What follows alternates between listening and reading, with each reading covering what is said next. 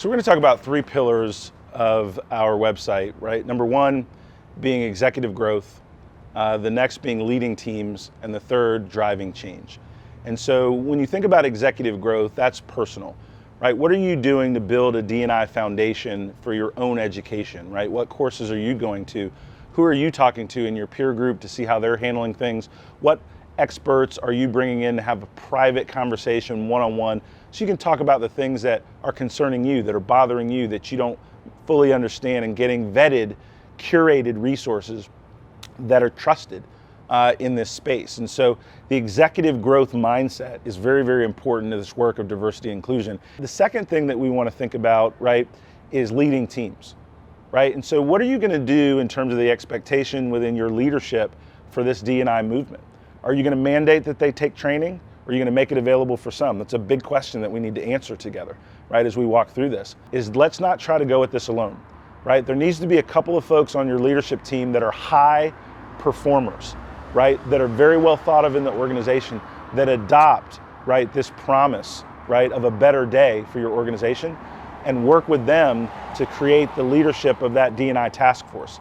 Because a lot of times when we're taking on something new in an organization, our old paradigms of power, leadership, and credibility must be used to drive through something new.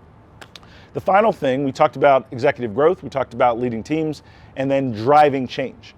Driving change is created by momentum. So how do you create momentum in your organization around diversity and inclusion? And that means you've got to have a broad spectrum of educational opportunities. Both the D&I pep rallies, where you bring in an engaging speaker, right? You go through some different exercises together, you build trust, but you also have to have engagement tools and programs and process beyond the pep rally. And so driving change is more than just the press release. It's more than just the initial listening tour and webinar. It's really building out an overall campaign. And some of the ways to do that is through e-learning.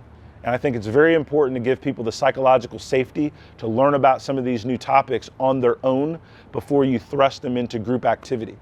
In closing, executive education is really critical.